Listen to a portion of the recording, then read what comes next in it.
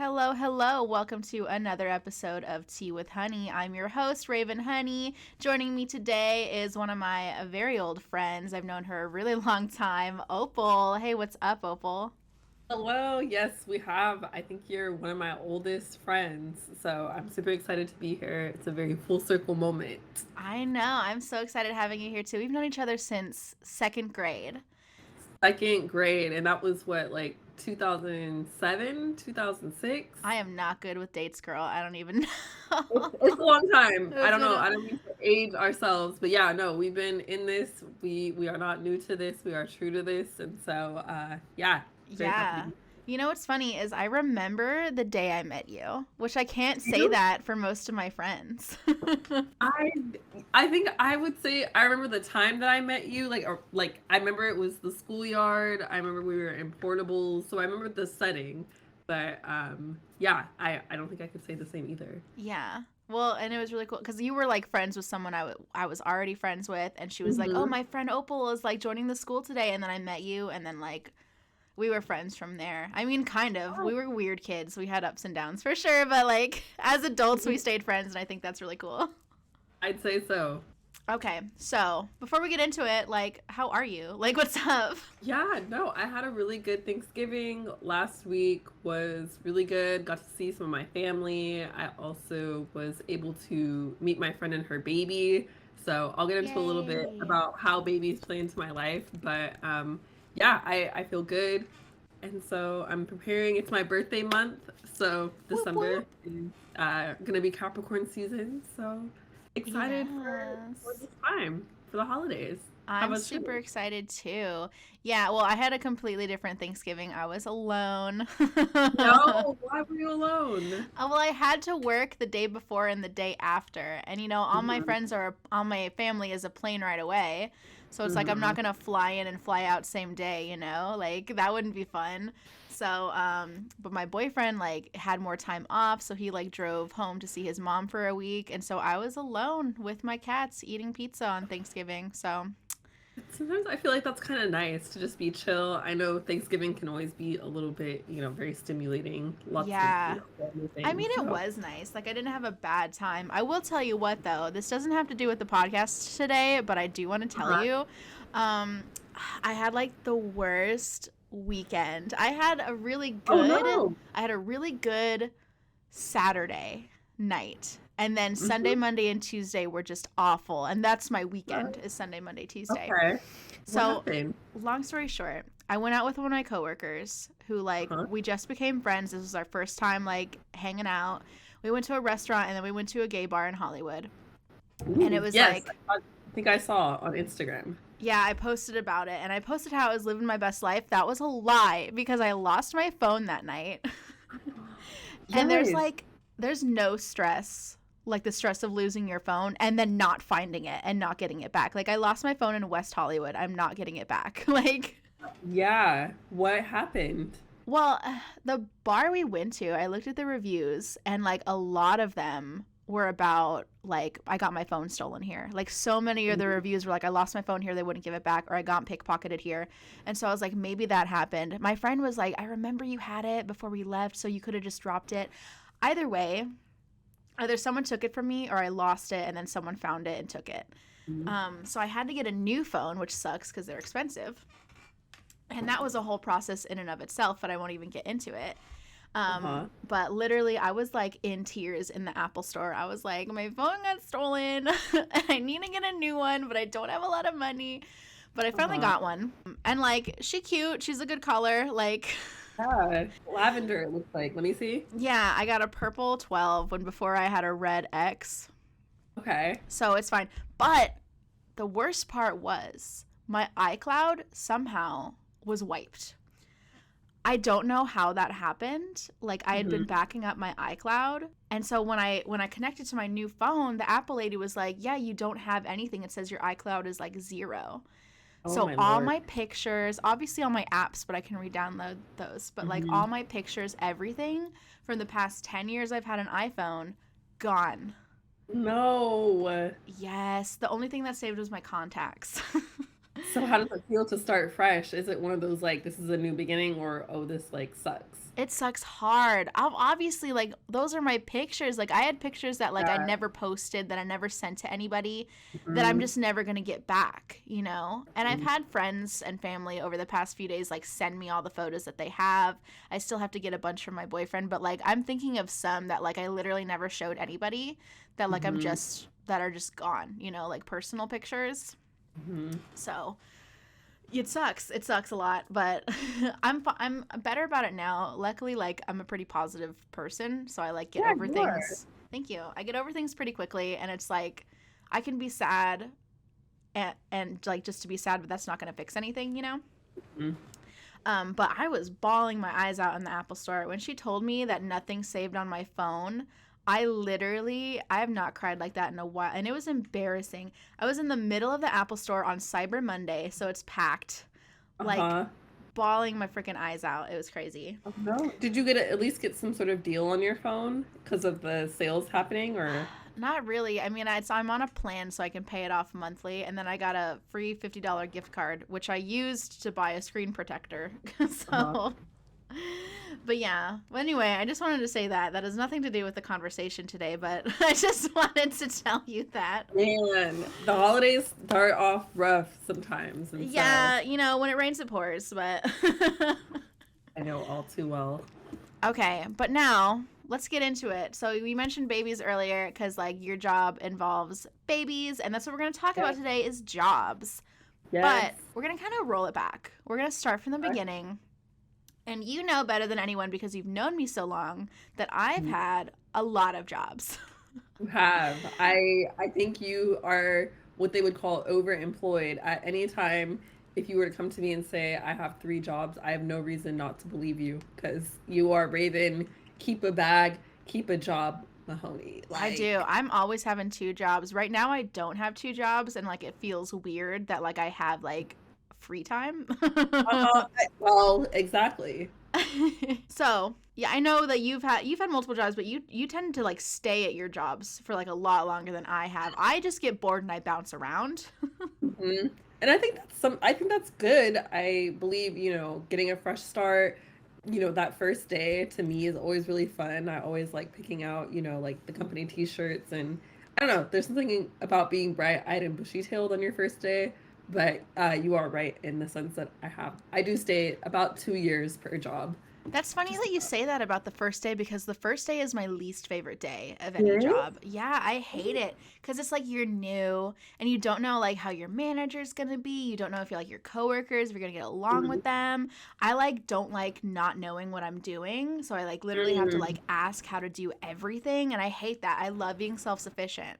So like the first week at a new job is the worst for me. I see both sides of it because on one end I'm like, oh, I can't help me. You can lean into like Yeah. the damsel in distress of like, I'm not sure how to use the register. I'm not sure how to do this and that. But I do understand what you mean by kind of the anxiety after like day 2 or 3 of like, all right, I should be getting this and understanding it. But I'd say both sides of it for sure. Yeah, like I see how it's exciting, but like it stresses me out. Like I get you. I get you. Okay, so I wanted to kind of just like start from the beginning and like go through our Okay. first jobs leading up to like what we have now because we both have like really cool jobs. That's why I wanted to like Yes. have this conversation with you. Yeah. But I also just like want to talk about like our experiences leading up to now. So I wrote them down. I don't have my notes with me anymore, but I remember them in my head. Okay. I wrote down all the jobs I've ever had, and just Uh, before we start, I want you to guess. I've been working since I was 18 and I'm 25 now. So in that time period, how many jobs do you think I've had? So in a 7-year period, I would guess definitely in the double digits. So maybe 11 or 12. 13. 13. Okay. Lucky 13. Okay, so I know you haven't had that many. I think you've had like 3, 4. I'd say about 4. Okay. 5. Let's say 5. 5. Okay. So I'll kind of like blow through my first couple and then we'll talk about Yeah. yours. Because I think the first job is always kind of the most important. That first paycheck is, Oh you know, yeah, so, totally. And I'm not going to talk about like all my jobs because that would take forever. I'm just going to talk you about the know, significant ones. yeah, Okay. So my first jobs, because I started with 2, of course. was Straight out the gate. right. It was summer after freshman year. I was of college. I was 18. I worked at Jamba Juice and Taco Bell. And I had my interviews one after the other, and they both offered me the job, and I just said yes to both. And Of so I course. would work in the morning at Jamba Juice and then drive over to Taco Bell and do a couple hours there at night. Mhm. And would you say so at at Taco Bell? I've never worked the drive-through, but what is that like? Is it stressful to have to work that? I mostly worked the line in the back, like making food. Mm. I wanted to work register. I got to do the drive-through once. And really in my interview I told them like I would love to work the drive-through. I think that looks so fun. But they literally Uh-huh. stuck me back doing the food. And then Mhm. sometimes they like left me alone there and I still didn't know the recipes. Oh So they're no. like, "Give me a double chalupa." And I'm like, "I don't know what that is." And I just like threw everything's the same at Taco Bell. It's all the same stuff. Okay. So I just like threw a bunch of stuff together, put some sauce on there, wrapped it up, and I was like, "There you go. That's your freaking chalupa burrito." I don't know. Okay. And nobody ever complained. Like They said when Raven's back there, I know it's about to be I bussin'. know it's about to be good. She'd be making some creations. Yes. But yeah, I loved Jamba Juice though. Like, the only thing is those smoothies are not good for you, and I drank a big smoothie every day. I'm sure they're not. What is kind of the secret? Why aren't they good? To me, it's like just a bunch of fruits and veggies. Yeah, but like we put like the sherbet we put in there. Like Oh, it's like straight up like ice cream basically. So really they're milkshakes. And you can get the ones that come with yogurt, but the yogurt is loaded with sugar too. Like they yeah. says frozen yogurt, but it's like sugar central. And there's really not a lot that's just like fruit and juice. But even if it Mhm. is, guess what? That juice tons of sugar. How do you think they taste so good? I was gonna say every time I have a Jamba Juice versus making something at home, it doesn't hit quite as much. Jamba But Juice slaps. I still love Jamba Juice. yes, But I Mm, hate Taco Bell. I hate it. I don't think I've had Taco Bell since college, and even then, it wasn't good for me. But Jamba Juice, I have to agree. Yeah, I don't. You know what else? Another job I had, Mod Pizza, Yes. which I think was probably it might have been my fourth. I might be skipping one. I really don't care. But Hmm. Mod Pizza, I worked at that one for about a year, so that's one of my longer term ones.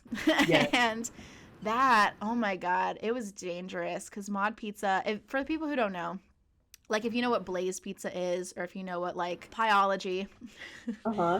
it's basically like Subway for pizza. Like you pick your toppings. It's a set price for a side. You pick your toppings, and so people would just like mountain on their toppings on their pizzas, and then they wouldn't cook properly. So like don't do that. But you could have like 50 toppings for like $11, for your personal pizza. And every shift you worked, you got a free pizza. So it's like I was eating a pizza every day. Oh my goodness.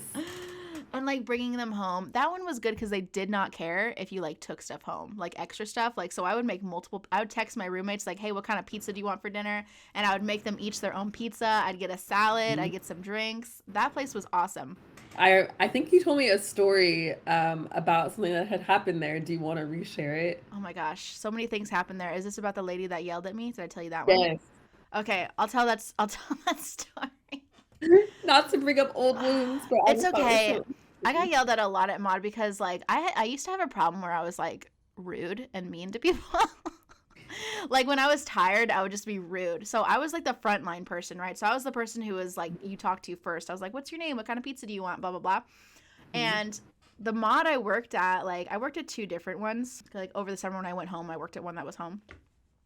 And like I would just have a long line all the time, so then I'd get to the last person and I'd be like, "What do you want?" Like I'd be so rude. That doesn't have to do with it though, but I just wanted to say like I'm better now. But we're gonna get more into me being rude at jobs later. But okay, so the only time I say that though is because like I was not rude to this lady. That was mean to me. And when she started yelling at me, like I didn't say anything when normally like back then I was the type of person to be like, "Who are you talking to?" Like, Ooh, Raven got hands. no, I know, because I was like, "Why are you like being so rude?" Like I'm gonna be rude. Like Yeah. I match energy. I used to, not anymore. I'm like much better, but I used to like match that energy. Like if you're rude, I'm gonna be rude right back to you. You know. Okay, so anyway, I was making pizzas, and there's this lady and her daughter, and there was like a phone ringing. It was like the Facebook calling sound. And I Mhm. thought like maybe that's my phone. My phone was in my back pocket. I'm wearing gloves. I didn't touch my phone. I literally took my thumb and peeled back my back pocket with the edge of my thumb. And I just looked to see if it was my phone that was ringing, and it wasn't. And then I went back to making her pizzas. So, like, I didn't take my phone out. I didn't even touch it. I touched my pocket with my thumb, you know? This lady goes off on me. Like, I did the most offensive thing she's ever seen in her life. She's like, I can't even believe you just did that. That is disgusting. You just touched your phone and then you're going to touch my pizza. You're going to throw both of those away right now. Take them, throw them away, and then make me 2 pizzas. Make me 2 pizzas right now. I just can't believe it. I just cannot believe you would do that. Like, she did not pause. Like, Oh she my was just Lord. like incredibly like offended that I would dare use my thumb to open up my pocket to check my phone, and then went back to making her pizzas. And like, yeah, I probably should have changed my glove. But like, when you Mhm. make food at home, you don't wear gloves. Like, I don't even like, you probably look at your phone and then go back to like making your food and whatever. So I was just so in shock that she was freaking out on me over this and yelling at me over this that I did not say anything. I threw her pizzas out, and then one of my coworkers was coming up because she could see that there was trouble. So I threw out the pizzas, and then I walked to the back, and I let my coworker, without saying a word, and I let my coworker take over. And I stayed in Mhm. the back and cried until this lady left. Mm. And then she came back like a week later for some reason and recounted the story to my manager. And it's like, get over it. Like, you got your different pizza. And at this point, when she came Yeah. back, I was on the floor, like, cleaning. So I didn't have to help her. But she recounted the story, like, again, like she was so offended. And I'm like, dude, calm down.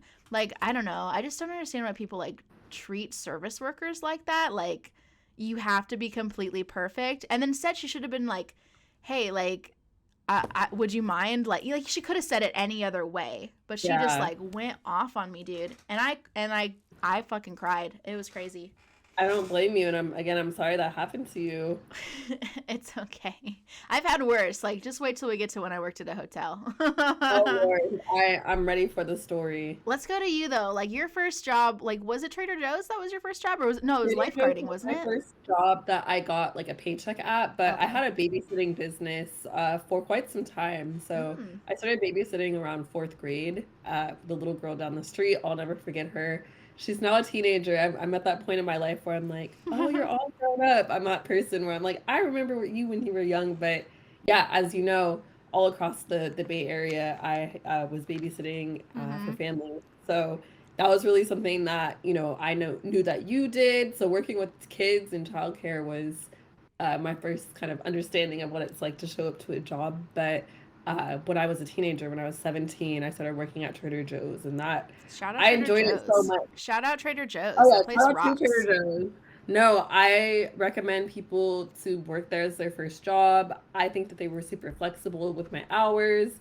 The staff were super nice. Luckily, at my store, shout out to store 108, it was different age ranges. And so you had the younger people like me who were like the teenagers doing the carts, but then people on the cash register and people who had worked there for about 10, 15, even 20 years, kind of knew the lay of the land. And Wow. so people are legacy at Trader Joe's. I'll tell you, people stay for quite some time. And that job, I was there for almost 3 years. And so I would say if I hadn't gone to school, I probably would have stayed and kept working there. But I loved it. It was a really good first job for me. Aw, that's so nice. I love when people love their jobs.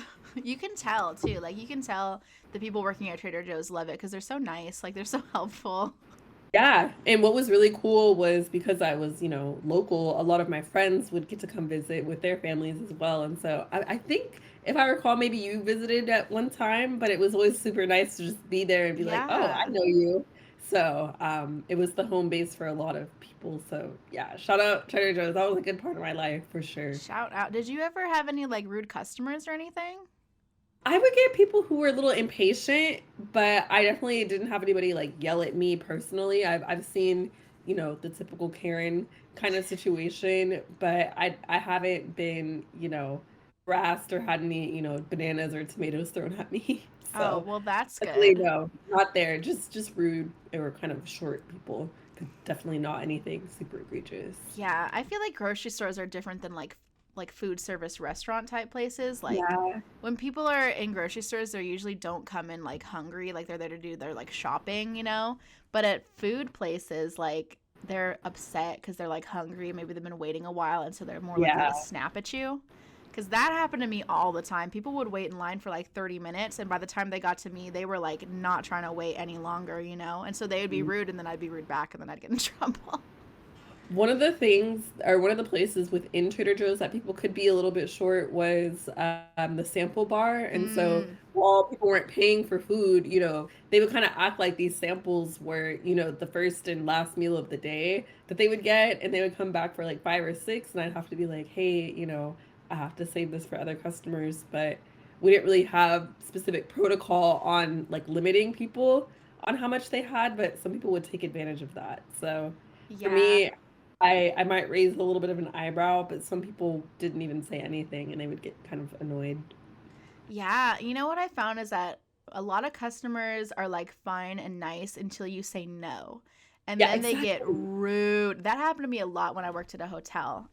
In college, I worked at a hotel for about 2 years, Hmm. and we got the most entitled people imaginable. I was front desk, so I saw everybody, and people like from all over the world or even just like local. We weren't even a 5 star, like we were 3 stars. Like we weren't even. People thought we were fancy because like we were in the heart of this like tourist town, you know. Hmm. And people would want to do stuff all the time, like they would want to like check out our event rooms, and I'm like, oh, so sorry, you can't, like there's an event going on right now, so like you can't go in there.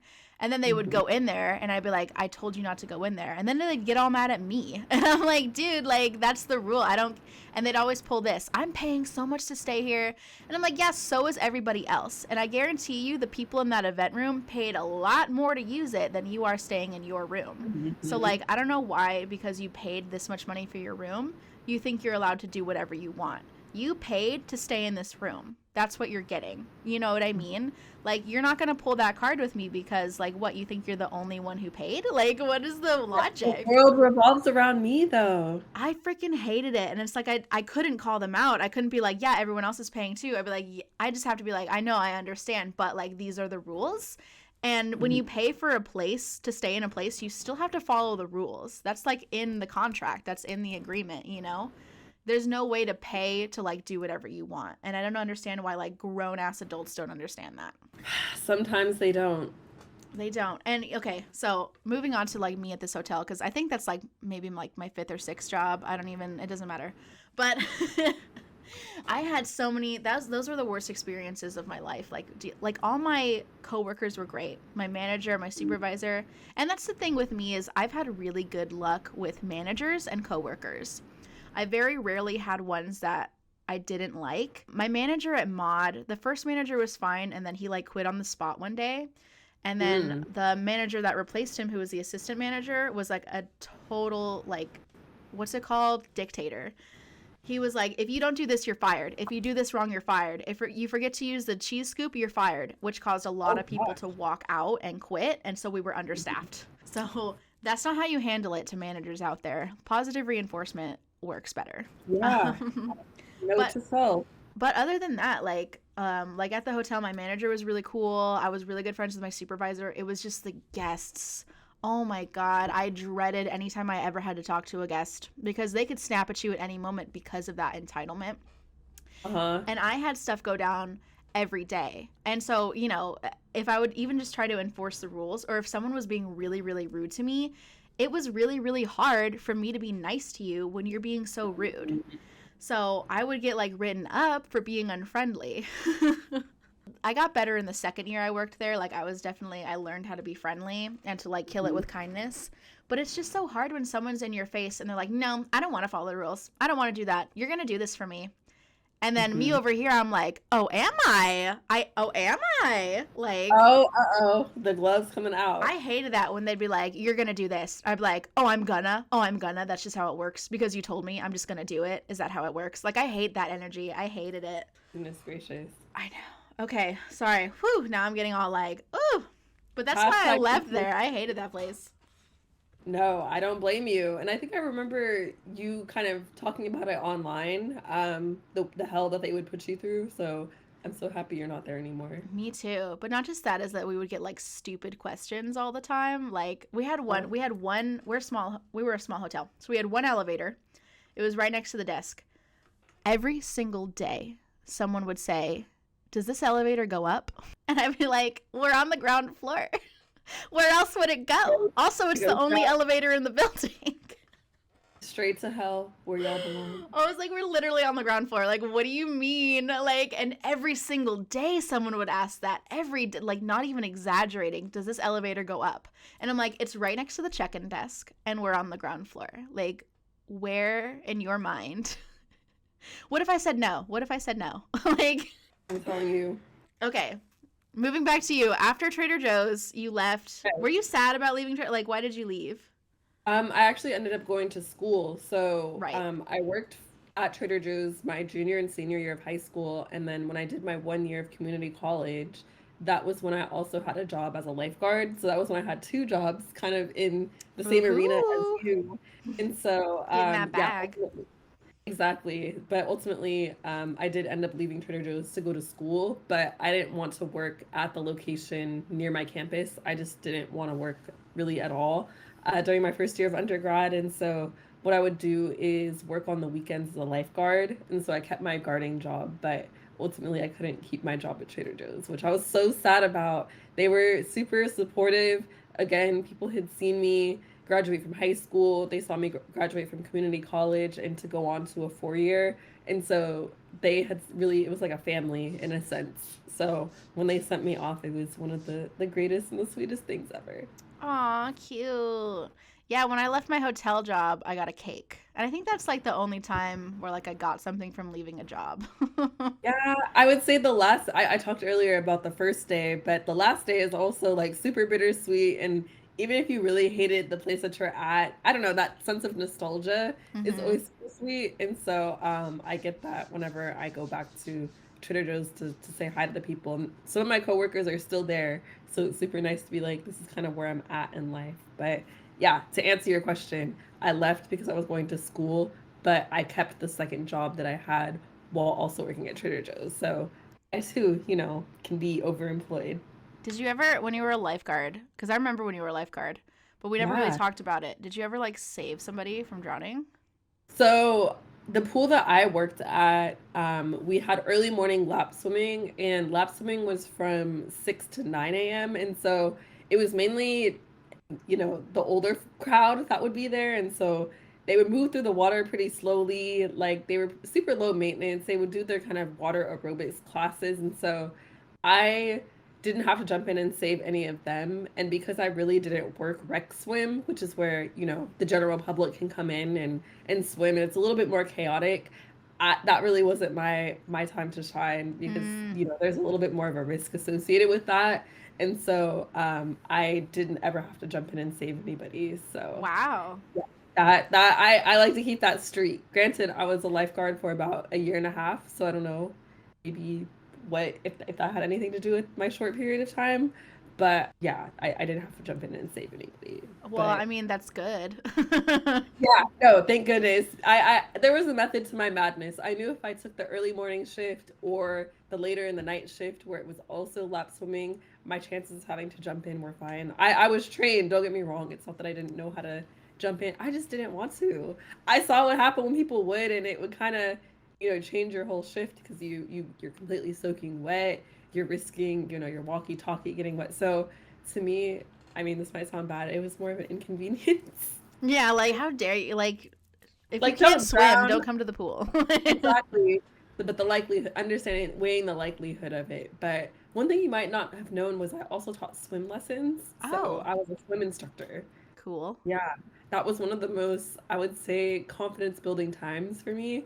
Because teaching people how to swim, especially adults, is something that's really special. So it's nice when they can kind of understand their full potential. Because it's not me who's making them swim, it's them doing it on their own. And so for them to be able to realize the capabilities that they have and to kind of nurture that, I don't Mm-hmm. know, it's kind of something that I took from my, childcare days, but not in a patronizing way. You know what I Yeah, mean? But for like sure. encouraging you, you got this, like just breathe, just float, be weightless. And so those principles were definitely applied when I was a swim instructor, but Yeah. I do miss it. And that's something that I really enjoyed doing. Totally. Yeah, I totally like teaching in itself is like such an enriching experience. Like it's so special. I was a teacher too. I taught a film class for during the summer, 2 summers in a row when I was in college. and it was to high schoolers, and it was to specifically high schoolers on the autism spectrum. So that was a whole different experience in itself, like learning to like work with them and like their differences. But it was really great. Like it was a really good experience, and I love film. I love teaching. And then later, when I moved to LA, I actually became a substitute teacher for a while, skipping over some jobs that I'll go back to. But substitute teaching was really great. I mostly did kindergarten, and I only did the subbing thing for, I want to say, like 4 or 5 months before I got my job that I have now. But the last 2 months was like the last 2 months of the school year. So like May and June, I was given my own 4th grade after school class, which was crazy. It was the first time like I was given a class that was like my class because their teacher quit right before the end of the school year. And normally, like when I was a sub, I would sub for the assistant. So like the main teacher would be there, or I would sub for the main teacher, but I would have like 2 assistants, you know? So I had my own class, and it was 4th graders, so like 9 and 10-year-olds, and that was like a whole different thing than kindergarten. As much fun as I had like teaching and doing activities, and we would play Jeopardy, and I would do all these like questions, and I would like do that on my own time, you know, like writing them down, and I would buy prizes like with my own money. Like I understand like why teachers spend their own money like on classrooms, like, you know, you want to do something special for your kids, and that's great. Right. But it was that class that made me want to stop teaching. Oh, really? How come? It was just hard, dude. Kids can be like mean. They are. Oh my God, kids are so freaking mean. And they like don't want to listen. I had 2 really difficult kids. Okay. One who was just like rude, and even her mom knew that she was rude. Like I was at the pickup gate one time, and she was like, "Oh, I'm here to pick her up." Like I won't say their names obviously, but it's like, "Oh, I'm here to pick up my daughter." And I was like, "Yeah, let me go get her for you." And she was like, "I mean, unless you want to like keep her a little longer." And I was joking with her. I was like, "Ooh, but I've already had her like all day, so you should probably just take her." And the mom was like, "You should imagine how I feel on the weekends when I can't drop her off at school." And I was like, "Okay, so like you know that she's difficult, right?" Like even her mom like, knew that she was difficult. Oh gosh, I don't know how I feel if my mom said that about me. I know. Well, I'd be like, damn, maybe I need to change my behavior. Like, right? She was always the last to get picked up too. Like the after school program ended at 6. Like it started when they got off at like 2. So like 2 to 6, and she was literally always like the last one to get picked up. Like her mom like did not want to pick her up.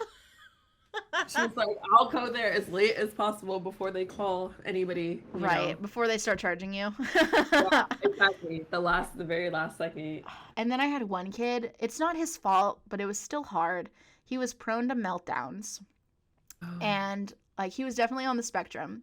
And he had like a person with him during class all day, but after school he didn't have that person to like help. So it was just like he was just in the class, and I had to like deal with him, but I can't do one-on-one, you know. It was like a full class of like 16, 18 kids, you know. And almost every day, there would be a meltdown, or I'd have to stop a meltdown from happening, where he would cry, he would curse out the kids and be like, "Fuck you, like, you piece of shit." He would kick them, and I'd make him leave, and then I'd be like, "Okay, you guys do homework or something," and then I'd have to leave and like calm him down, and he's like, "You should be yelling at those fuckers," and I'd be like, "Okay, dude, whoa, like calm down." Like literally, like that happened like every day. And so I was like, I don't really want to deal with this anymore. I don't blame you. He would like he would run away from me, and I'd be like, "Dude, how can I help you if you're running? Like, I just want to know what happened." And he would scream and cry, and it was just really hard. And so I was like, you know what? I'm gonna do something else maybe. Yeah, gosh, protect your energy. Yeah, so then I got the job I got now. But I wanted to say, going back to like first and last days, yes. I wanted to talk about my last day at Best Buy. Okay. I worked at Best Buy for about a year, right after I graduated college. And I worked there at the same time I was working at a theater, which the theater was great. I don't really have a lot of stories from that because it was mostly just pretty positive. Except for like going through COVID. And then we like changed presidents of the theater, but like that's... I couldn't even begin to get in with that without like an hour of backstory, so we won't even talk about it. But no Best Buy I used to really like it. In the beginning, I loved it, and I had a lot of friends there. But then COVID happened, and everyone was like so high stress, and I lived in this like weird mountain town with a bunch of old people who refused to wear masks, and it was just like high stress. Like I would cry, I would get so stressed out that my nose bled, and I worked 2 holiday seasons there. Working Black Friday, I was furloughed for a while because of COVID, and then I came back and it was Black Friday again.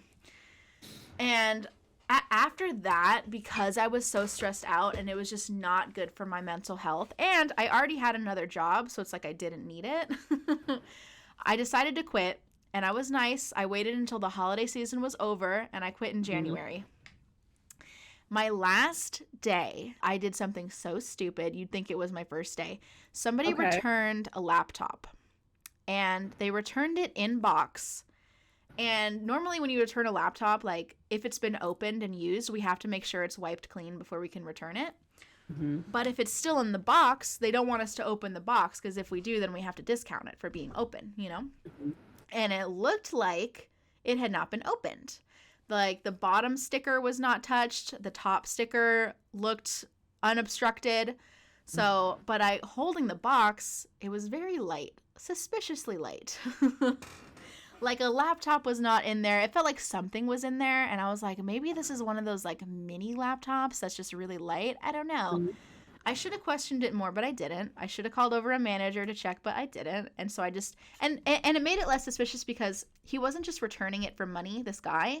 He was exchanging it for a different laptop. And he like put in his phone number and paid with a card. So I was like, surely if he's trying to scam me, he would not do these things, right? So I gave him the new laptop. A couple hours later, my coworker is going through the go back bin, which is, you know, where you put stuff like that gets returned or people don't want to later put back on the floor. She's going through the go back bin and she picks up this very light laptop box, and I can see by the look on her face she's like, what? And I explain, I'm like, yeah, it's pretty light. It's a laptop I returned earlier, but it seems really too light to be a laptop. And so she gets permission from a manager to open it, and it looks like someone had like taken a razor to cut under the sticker, so it looks like the sticker had not been peeled back. And I was like, uh-oh. And then she takes it out, and it's a slab of wood, but like a wood thing that like you put on your lap, and you put the laptop on top of that. So he put like his lap thing in there, and I was like, oh no. And that was like right before I was about to clock off, and it was my last day. So in the last, it was your last day. It sure was. You know, if it wasn't then, it was gonna be.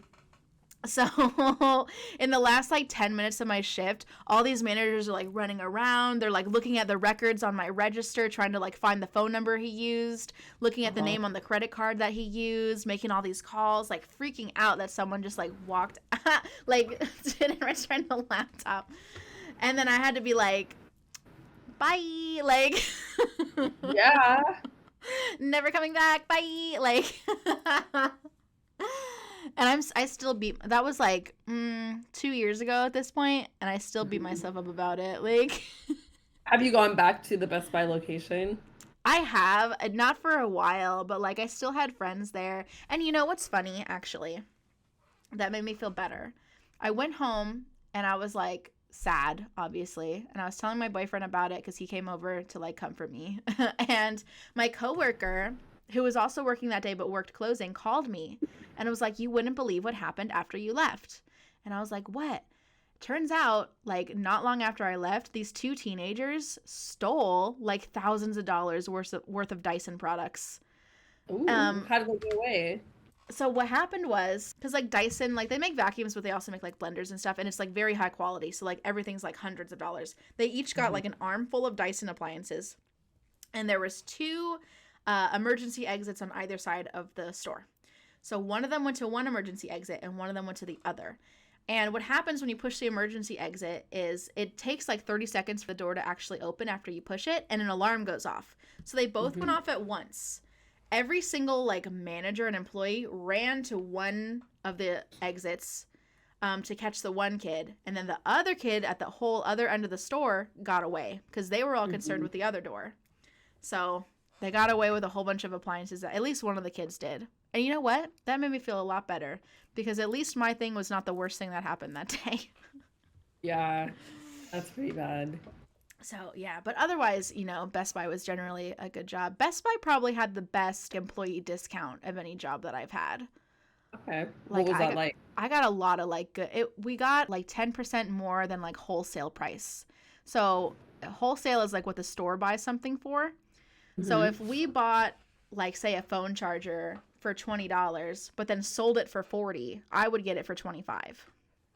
Ooh. Which was really good on like the Best Buy products because the Best Buy made products we would get for like $5 and sell for $30. So I would get it for like $8. Like I got really good deals at Best Buy. Before I worked at Best Buy, I never went to Best Buy. I've only been there like a handful of times like since I worked there. So that makes sense. Yeah. Okay. Back to you. Speaking of schools, you worked at your school, didn't you?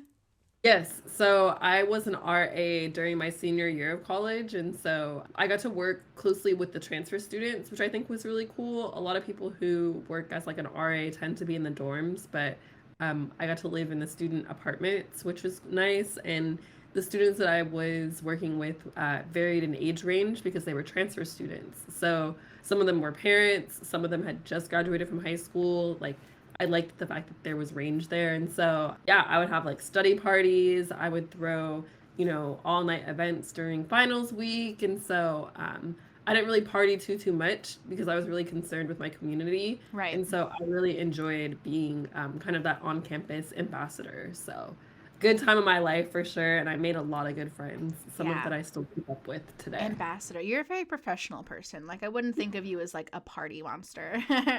Not 100%. I definitely had my time, my party, era in college. You're living away from home for the first time, but definitely not reckless in a sense. Like you know me, we've partied together before. Yeah. We've gone drinking. So you know what's up. Totally. You're just like really responsible about it. Thank you. Yeah, I try to be because the times that I'm not, it's bad. Oh yeah. I mean, you're telling me I just lost my phone because I got too drunk. Like. Yeah. No. I think you have a lot of fun though in Hollywood. It's a bit different. I've never partied in LA, so. I mean, it was fun. It was a really good night until that happened. I did throw up all over myself though. Oh, no. And my friend had to pay like $150 to the Uber because I threw up in the Uber. Oh no, that's a party foul. I know, but I threw up in my purse. I didn't throw up in his car, but he still charged my friend. So then I had to like clean out my purse the next day, and we had pizza right before we went out, so there's like olives and stuff in there. It was it was so gross. But okay, off track, off subject. Okay. Let's go to your cyber cafe. Yes. Oh my gosh. Well, the listeners are probably like, what the heck? Okay, so we're all over when the I place. graduated from college, I knew that I wanted to go into tech, and so I found this company. They're still running today. They have a location at the SFO airport, but it's a robotic coffee bar. And so what that meant was there was a robotic arm that helps prepare the coffee. So I personally I wasn't brewing the coffee myself, but I worked in the store. I showed people how to use the technology. I think it was a little bit before its time. I think maybe something like this might have been more for like 2021, 2022. Yeah, but this for was sure. in 2018, where people were a little bit more like, what the heck, food automation. This was really before DoorDash and Instacart kind of blew up. It was just a little too early. Yeah, so a lot of people were very hesitant to try the robot, and I was there supposed to try and convince them that this is the future of, food. And so I would get yelled at a lot. I'd have people on their phones, like videotaping me, like, look, you see you have this one person coffee bar, people are losing their jobs. Like, how do you feel contributing to, the joblessness in society? And oh my God, are you serious? I'm making $15 an hour right now. Like, I don't know.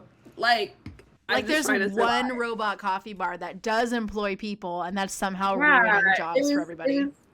I don't know. People had their sentiments behind it, which I had to respect. But it was a good time for me. I'm not gonna lie. I did a lot of networking because people who were interested in it, it was kind of like a particular archetype of folk. It was like tech people who were curious. They wanted to know more, and so the questions that I was able to answer made it like, all right, we have a little bit of rapport. So Mm-hmm. I liked my regular customers, but the tourists and the visitors, they were a bit mean, I would say. So I'm probably on somebody's phone looking really awkward, like a deer in the headlights. Like, I'm sorry, I didn't mean to contribute to the demise of society. Ah, yeah. Oh, that Excuse reminds me. me. You know those like public freak out videos of like Yes, I people love just those. freaking out? Like, I'm gonna call the cops on this business. Yes. That happened to me at Best Buy one time. Oh gosh, And why? obviously it was in COVID era because that's when everybody freaks out. Okay, so you can probably guess it's just a woman who did not want to wear a mask. So Okay. the rest of us were wearing masks. This was back when masks was like strict, right? So this lady comes in, she's not wearing a mask. And the rule was we didn't have to help her if she wasn't wearing one. We would call over a manager. And eventually we changed it to that like nobody had to help if they weren't wearing a mask, but in the beginning it was only managers. So we called over a manager who was like, "Can you step a few steps back, please?" Like, and we had like the screen up and everything, and we had X's on the floor, but the X's were for masked customers. If you weren't wearing a mask, you had to stand even further back. And so my manager was trying to explain that. She was like, "Can you step back? Can you like step back a little bit? Can you stop stepping forward?" And the lady's like, "I'm on the X. Like, what do you like? I'm standing right on the X. Like, where do you want me to stand?" And she's like, "Yeah, I know, but can you step back even further?" And she's like, "Why? I'm on the X." And she's like, "Yeah, but that's for customers with masks and you're not wearing one. So can you like step back?" And this lady was like, I don't even know where you want me to stand. I'm on the X. Is that not what the X is for?" Like, just, she obviously just wanted to like freak out. Like, she wanted to like yell, because it was a really easy solution. She could have just taken a step back and shut the fuck up. Like, but she didn't. She wanted to get mad. And that's usually like the people that freak out, they want to do that. Nobody pushed them into doing that. They want to make a scene.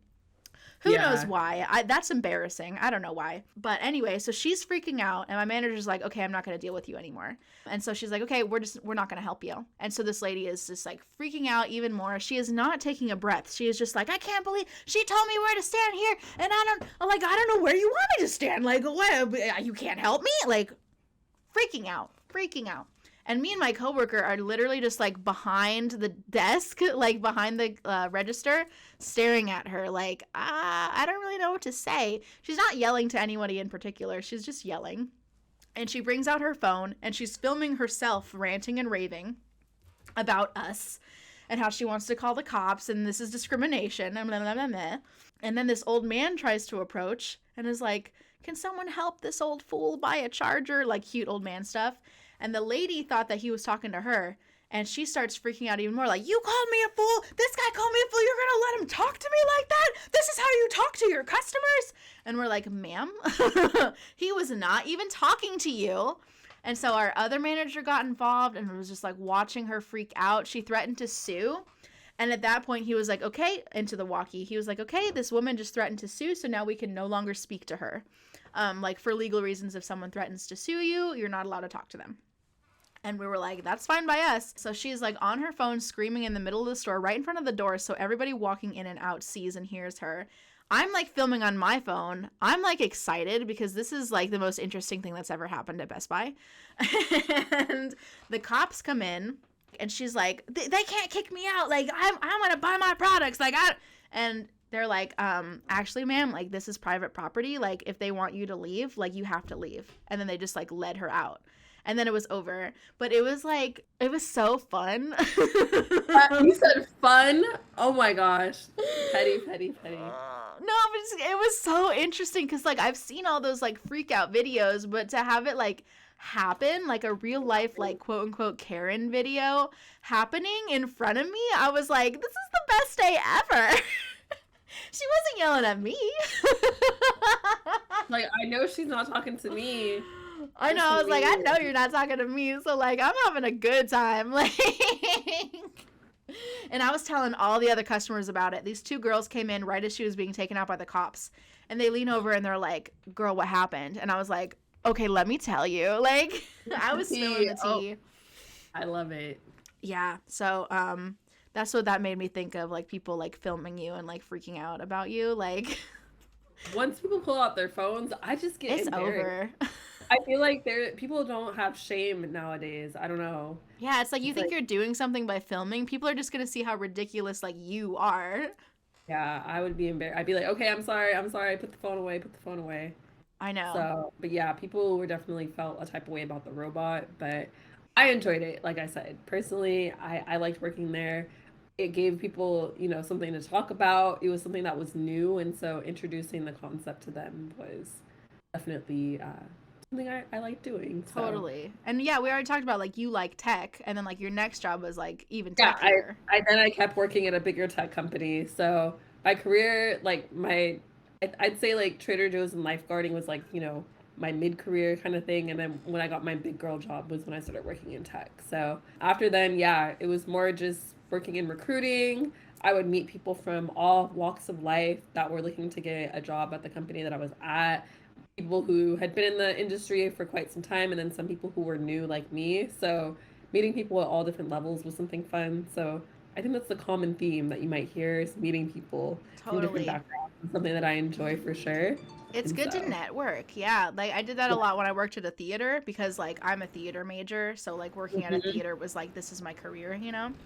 So that's when I would like meet all like the big important people who would contribute to the theater and like the people who were involved with like the acting Mhm. company and stuff. Like it's really valuable like meeting people in your field. Yeah, I enjoyed it, and I still have mentors to this day. So, but I'm curious for you, when did you feel like, oh, now I'm like, adulting. Now this is my, big girl job. When was that first moment? Oh, my big girl job. Probably at the theater. Cause like Best Buy was like my side money job, which just felt like a Mhm. regular, like, cause we had like people younger than me and people older than me, Mhm. where it's just like, you work there and you get money. And then before that, Jamba Juice, Taco Bell, the hotel. That's never anything I wanted to do. It Yeah. was just like getting through school. But at the theater, I got that job because I had a degree in theater. I started working there right out of college, and Mhm. the theater ran mostly by volunteers, and I was one of the few like paid employees.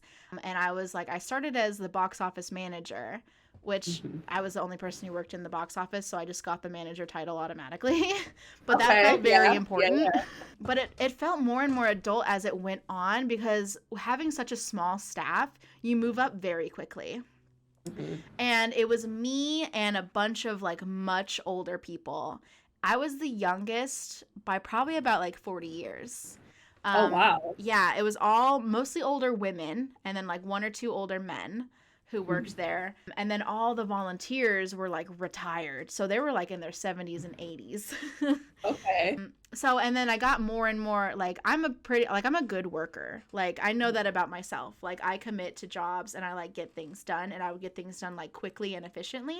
And like I'm smart. Like I just am because I was a theater major, so this was like my world. Mhm. So I did a little bit of everything. And so they kept giving me more and more responsibilities and different titles. So eventually I was the film booking manager. So I was in charge of booking all the films that we would show because we did movies, but we also did live shows. So I would book the films and I got to like do the calendars. I would like write up like the descriptions and stuff like that. I would get to reach out to these like high professional people, like the people in charge of like booking like Universal and like Disney films and Sony films, Yeah. working these high office jobs, and I would email them directly. And that felt like very important. Like me I started working there, I was like 22. So me, this like 22, 23-year old, just like talking to these like people who worked for like Sony and Universal and whatever for years and like being on like a first name basis over email was like crazy. And then our volunteer coordinator retired, so I became the volunteer coordinator.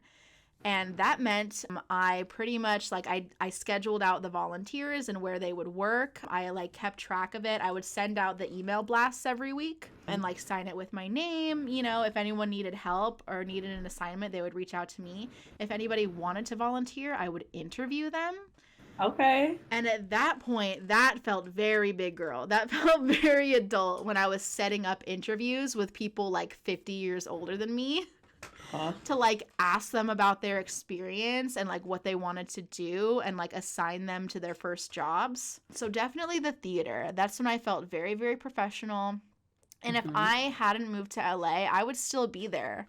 And I might be like assistant director by now. Like And do you think getting back into the theater space is something you want to do? definitely. That's like I'm always trying to get back into like theater or film or television, media in general. That's my ultimate goal. I'm just taking a pause from it right now because I do really like my job right now. Because I'm in animal care. But animal care has always been like my secondary passion. It's always been like Mhm. my backup, if you will, but I do love it. Like if I never made it like in the film world, acting, whatever, I would have animal care as a backup. And I've worked animal jobs before. Like I worked at a WAG hotel, so which is like a Mhm. doggy daycare slash dog hotel. And Mhm. then later, after I quit Best Buy, I started working as a dog trainer. At the same time as the theater. So I'd work the theater, Mhm. some parts of the week, and then I would go and do dog training. Well, I was gonna say not to cut you off, but this hasn't always been the case. As someone who's known you for, all these years, you working with dogs, I if you told me that even 10 years ago, I'd probably be like, no, not Raven. Like Everybody she says that. yeah. So I think that I want to definitely give you your flowers and acknowledge like I understand all of the hard work you've had to do in order to get to this status because that was not always the case. I always saw you as like a cat person, but I am a dogs, cat. Like I have cats. yeah, But yeah, for those of you who don't know, anyone who's listening to this that like knows me knows that I used to be terrified of dogs my yes. whole life until I was like 13 or 14 years old. Mm-hmm. Like so terrified that like I would not even walk on the same side of the street as a dog. We have a mutual friend, Jessica, who we went to Uh-huh. elementary school with, and she had a birthday party one time and she had this big ass dog. And at her Yeah, the birthday dog. party, her dog comes out. I literally climbed up her furniture, up her wall to get away from her big friendly dog because I was terrified. Anyone had to lock their dogs up if I was coming over. Yeah, I remember. I could not do it. And then, then like my family members started getting dogs. Like my cousin adopted like an older dog who was very small, so I kind of got comfortable with him. My stepdad, when he moved in with us, he had an older like fat German Shepherd who was Mhm. also like short. And she was no threat at all, and I could even like tell that when I was older. I was like 15 or 16 at that point, and that Mhm. helped me tremendously. Like that dog Okay. specifically helped a lot. Yeah, I Um, was curious. Just yeah, kind of. and then I worked at the dog hotel, and they put me in like the playroom. So it was me and like 30 to 50 dogs in a room, and that if there was any fear left, it had to go. I was so surprised. I remember like when you had said I picked up a job at the WAG hotel, I was like, aren't there dogs? And you're like, yeah. And I'm like, but A plus B doesn't equal C in this equation. I Like, know. It was crazy to me too. I was like, it took such a turn. Like, I don't even know where that came from. And then I started training them. So I started training like dogs who would like jump on you and bite you and stuff. I once trained these two Rottweiler brothers who were huge. wow. And I was literally, I would train like both of them at once and like pit bulls and stuff. And as I was training them, I would be like, this is crazy. Like, me You doing of all training these people. big dogs? I'm saying, and so nowadays, do you say that you would like bigger dogs, or would you want to ever get a smaller dog, or if Oh, if I getting had a small dog, dog? it would be a small dog for sure. I love small dogs. Big dogs are fine, but like when big dogs jump on you, like it still kind of scares me a little bit. Mhm. Like when a big dog jumps on you, I feel like it would kind of scare anybody, to be honest. So, but that's when like that fear, if it ever comes back, it's when I get a big dog that jumps on me. Okay. So I would rather have a small dog, but yeah, anyway, I'm a dog trainer now, is what we're getting at. Yes, I think that is so freaking cool. I know, and I like it, but we'll get into more of that soon because, in the same vein, like you, I've always thought of as like, I know you like tech. And so I know Yes, you're like into tech. And I never thought yes, of you like as getting into anything else outside of like the professional world. And then that's one why. day I go on my Instagram and I click on your story and you're talking about like baby stuff. And I was like, like getting shipments of baby stuff. And I was like, why would your tech company get a shipment of like baby stuff? And then I kept watching, and you were like, yeah, so basically, like, this is what it's like being a doula. And I was like, wait. Hold the phone. When You did said this happen? what? Since when? Okay. Right? No, it was a little bit of a surprise, because I will admit that when I was doing the training, so I'll get to exactly what it looks like. I was just doing the training on the weekends, and then I would also during the weeknights, twice a week, Mm-hmm. kind of study. And so it was one of those things of like, I kind of lean in as a student, and then once I'm done with it is when I started talking about it. So I didn't really want to kind of talk about it while I was in it. I don't know why, but that was just kind of my mindset of like, I'm gonna do this, and then I'll tell people about it when I Mm-hmm. feel like I can talk about it and have more, of an education around it. So yeah, I've always, as I said, my first book of business was working as like a child care provider. So nannying, babysitting, mother's little helper, whatever you want to call it.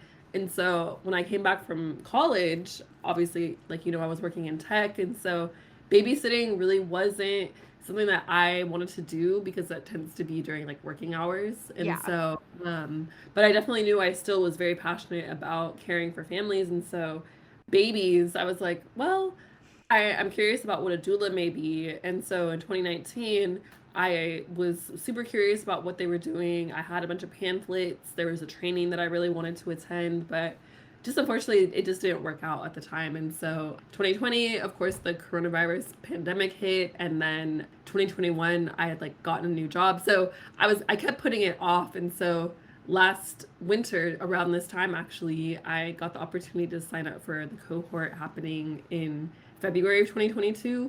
And so I'm like, let me put my money down. Let me, make like actually make this come to fruition because it's something Mm-hmm. I've been thinking about for about 2 or 3 years at this point. So yeah, did the training on the weekends, and eventually I am now a trained doula, and I actually attended my first birth last week. So it was great.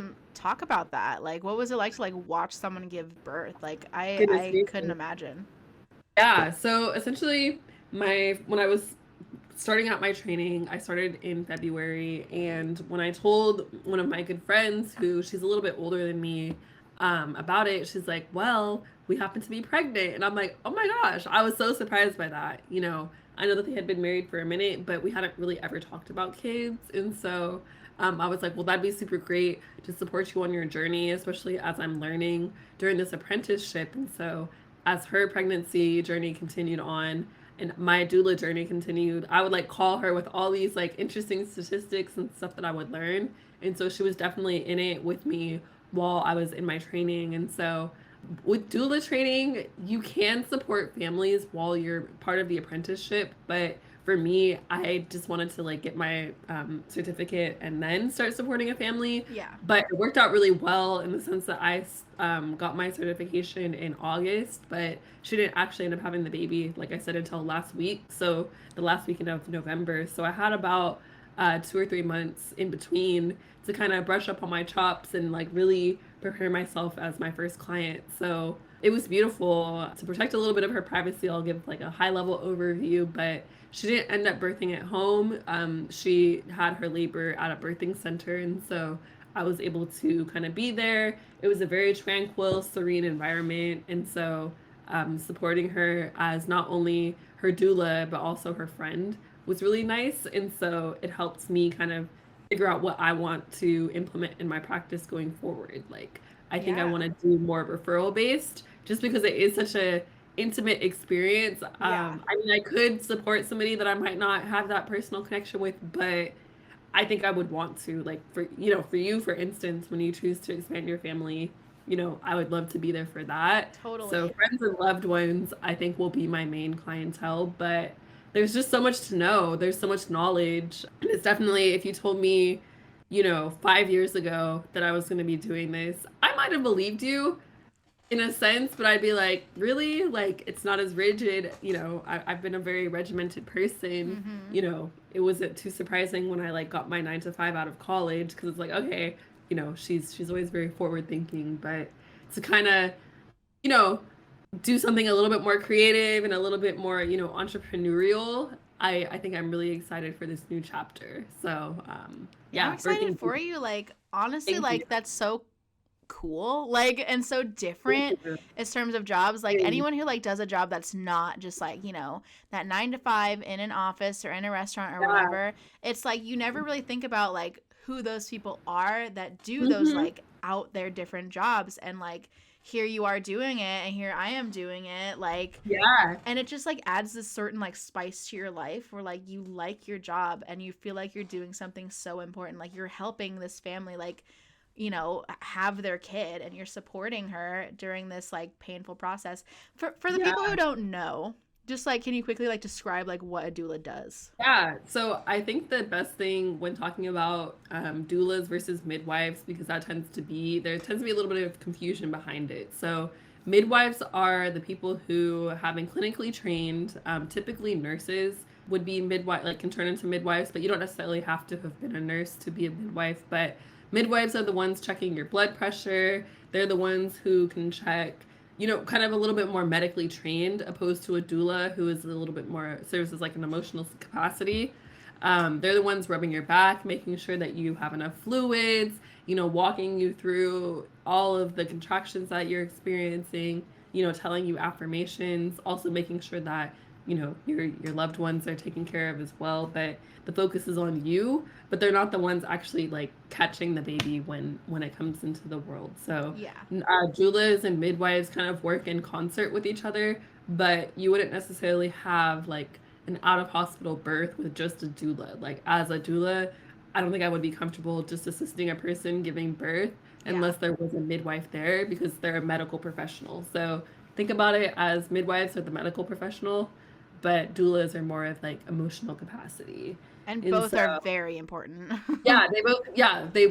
both work in concert with the other, and so the evolution naturally typically is a doula would go and eventually become a midwife, because that's kind of the next step. But there are so many different, I'd say, jobs within like the birth work world, which is why I like to call it birth work opposed to just saying like doula or Mm-hmm. midwife, because there are people who teach even like childcare classes. There are people who are like lactation consultants, which whenever I say lactation consultant, people are like, what the heck is that? But it's essentially teaching breastfeeding people how to have their baby latch on and make it a comfortable experience for them. So I think there are so many different arenas that people can go towards in the birth work world, which is something that I really appreciate. And so there's always something new to learn. And Yeah, I and like you don't think about like all the things that you need to learn like before and after and like exactly. during childbirth.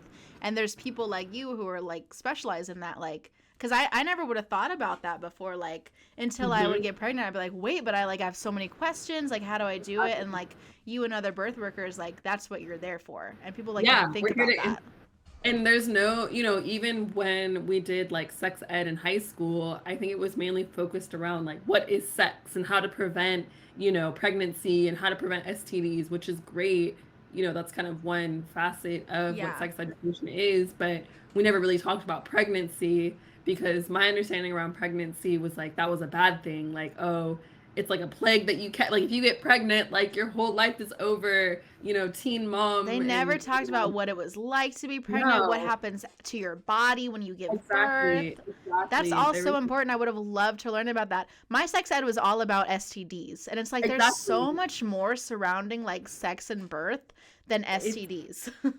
and the thing is, you know, I started taking the course at age 25. I had never, you know, really known what it was like to birth a baby. Like I never saw, you know, a birthing video, and my, you know, the scope of my understanding was you're in the hospital screaming and having this baby come out of you, and it's like the worst, absolute worst thing. And so um I learned so much, you know, just about myself as well during this training. And so it's something that I want to kind of, you know, evangelize in this new year, to tell people like it's not that scary. It's happened to all of us. You know, there are two guarantees in this life: birth and death. And so Yeah. it's gonna happen to all of us in some way or the other. But I think particularly people our age who grew up in kind of the reality TV era of like 16 and pregnant and teen mom, and this being this like sensationalized thing of like if you get pregnant you should be ashamed of yourself. But Yeah. I think everybody should know, you know, in an anatomy class how gestation/pregnancy works, like just to have Yeah. that knowledge.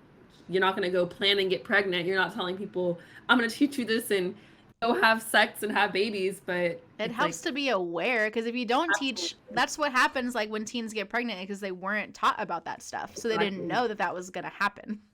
Yeah, people still think that if you pee after having unprotected sex, it's going to make you not pregnant. And Like, that's not how that works. It's a whole it's different not.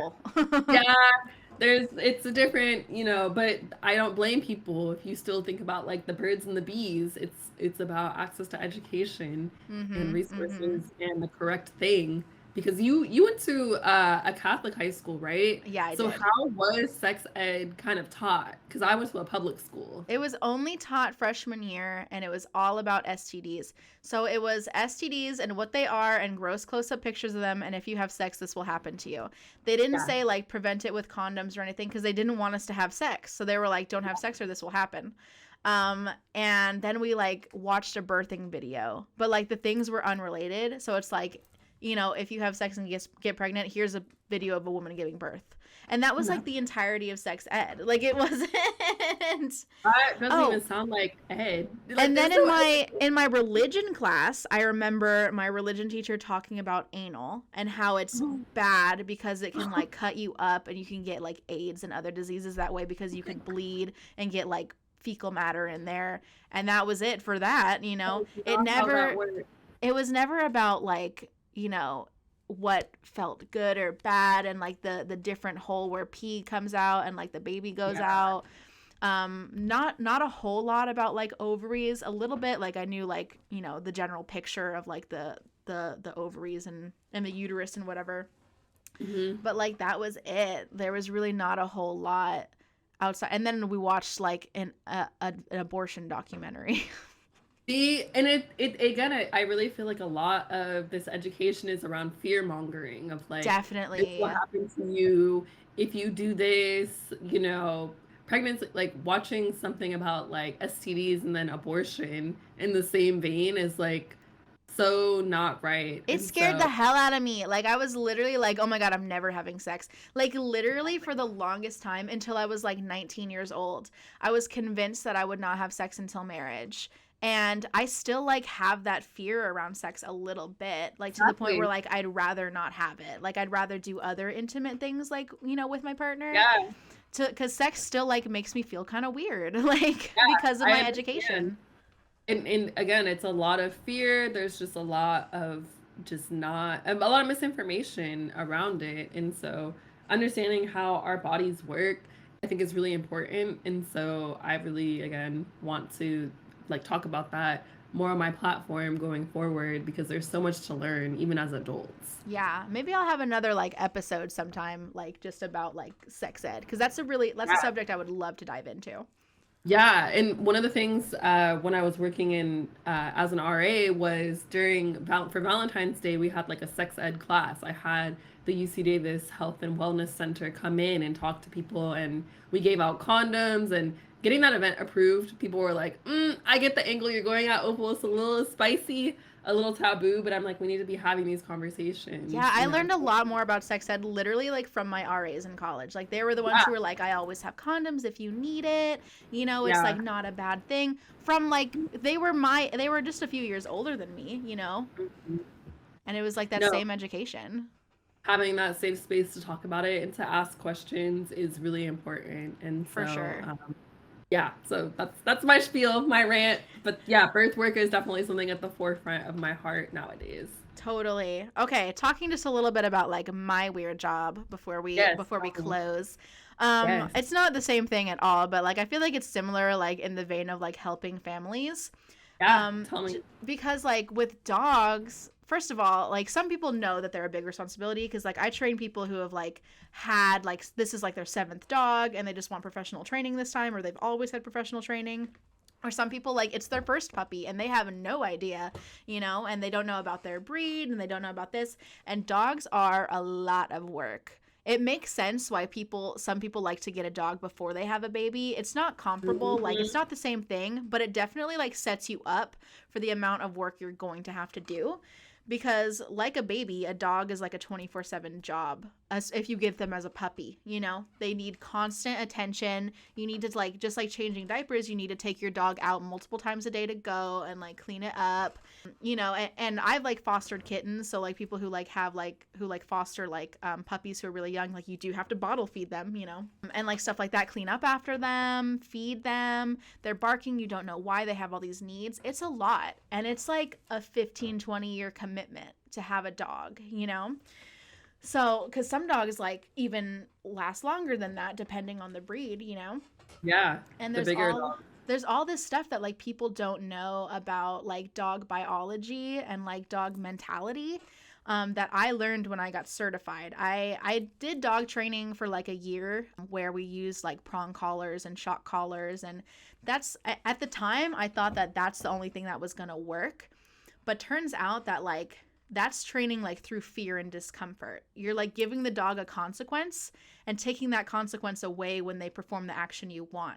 But the dog is not making that choice. So when I got recertified with Petco, it's positive reinforcement only. And that's the idea that the dog needs to make the choice to do the action that we want, and then they get rewarded for doing that. And there's no consequences other than not getting that reward, right? And they learn better that way. And I've just learned so much about like dog body language and like how to like respond to a dog. Like a big thing is like jumping. Like, how do I get my dog to stop jumping? I want to teach them to get off of me. Where my whole thing is like, you need to think about it differently. You don't want to teach your dog to get off of you when they jump. You want to teach them not to jump in the first place. And so you won't ever have that problem, right? So these are just the things that like people don't think about. So it's actually like really enriching for me to be able to like share my knowledge and like open up people's like minds to like how a dog's brain works. And even just like introducing that idea of like, this is what your dog is doing when they do this. This is how your dog is feeling when they do this. Just opens it up so that the person can like really understand their animal and understand things that I haven't even taught them, you know? I have so many people, like, I'll teach my first classes. I have like puppy classes, and then I have classes for adult dogs. And then I have like one-on-ones and group classes and stuff. I've had people who have only had like one class with me come back to class 2 and say like, he's already like so much better. And I'll say like, yeah, like, you know, you don't want to like ever yell at your dog or whatever, but like your dog wants that authoritative relationship with you. Like, yeah, they love you. They want you to be their parent, but they also want structure. And people don't really think about it that way, that like, you know, because like a kid, even with a kid might not want structure, but a kid needs structure. They need it. Yeah. It helps. They might think that they want to like be free and do whatever they want. Really, they don't, because a kid doesn't really know what they want for themselves. Mm-hmm. It's the same with a dog. If you're letting your dog like run around and chew on things and jump all over the place, it's because they don't have structure and they want it. They can't make it for themselves. You have to give it to them.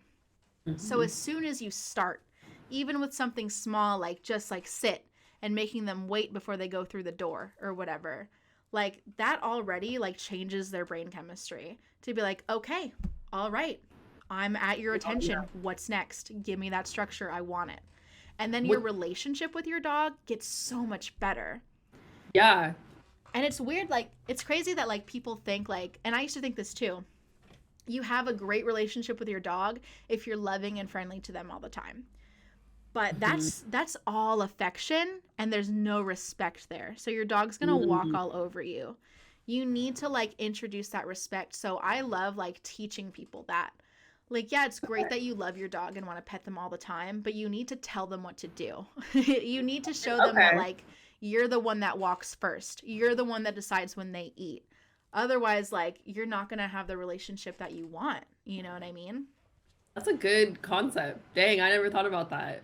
Right? Yeah. I love, like, teaching people things that, like, they never would have thought about. And, like, training your dog, like, to be handled at the groomers or, like, to be handled at, like, the vet, you know? Or by other people. Like, I'll tell people all the time, like, hand your dog over to somebody else. Let somebody else, like, look in their teeth, look in their ears, and give them treats as you do it. And then when they get to the vet, it won't be so scary.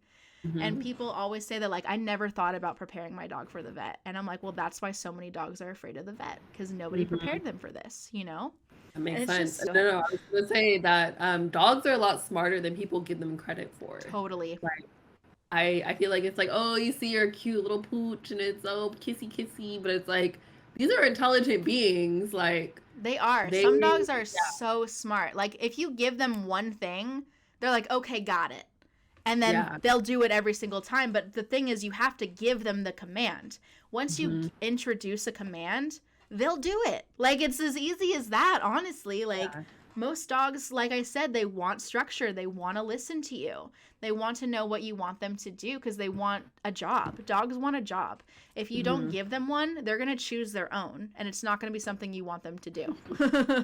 Makes sense. Well, as you know, kind of a takeaway, like what is one of the most interesting things you've learned in this new career of dog training? Oh my gosh, that feels like such a loaded question. I think just the fact that like when I started at Petco before I got certified, I did not think positive reinforcement was going to work. I didn't Mm, think giving your dog a treat for everything was going to work. I was like, you're just treating your dog. Like, what do you do when they act badly? Like, how do you punish them? Because I was so used to like prong collars, like those metal collars that like stick into their neck, and you like shake it back a few times so they feel like that pressure, or like a chain collar or a shock collar doing the same thing. So if you do something I don't want, I shock you, and I hold down the shock until you do what I want you to do. no, And that's I horrible. I thought that like that's how a dog learned because my dogs would be so well trained when I trained them that way. But they weren't making the choice. So I think the most eye-opening thing was the idea that dogs can make the choice to behave without you forcing them. Because now what I teach is that like and we would manipulate their bodies, we would force them to sit, we would force their head down to make them down. And now that I've gone through this different training, I see how messed up that is. And now I discourage that as much as I can, like never manipulating your dog's body at all, never pulling them, only using treats to lure. Because if you associate something with something like an action with something positive like a treat or praise, the dog is more likely to do it, and they're not afraid to do it. They're making the choice to do it because they want to. And I feel like that's the biggest takeaway is like thinking of dogs like not as lesser creatures, as these like thoughtful beings, because they are like you said, they're very smart, and once we Yeah. treat them like that, they behave much better. So that's probably it. It was just so eye-opening, and now I can't even like believe what I used to do with dogs, you know? Oh, yeah. I mean, I think that the notion of positive reinforcement can also be for our own selves of like we can beat ourselves up, you know, for such like whatever trivial things, but if you're nicer to yourself, like look what happens. So I Definitely. really like that philosophy. It's positive reinforcement. I mean, that's what I was talking about with managers earlier. Like, if your manager is only ever like beating on you for the bad stuff and never praising you for the good, you're going to want to leave. But like, praise goes a long way. So that's like, that would be my lesson for everybody. Mm, Praise goes much farther than consequence. okay. Good to know. All Good to right. know. And with that, I think we'll end. Thank you so much for this riveting conversation, Opal. I loved Yeah. talking to you. I Um, love talking to you too. and I'm sure I'll have you on in the future. Like we could totally have. I mean, we've known each other forever. We could talk about anything. So Yeah. There's so many different things, but no, I'm excited to and appreciative to be able to share space with you. If people want to keep up with me online, you can find me at Story Noir. That's STORYNOIR on Instagram and most platforms.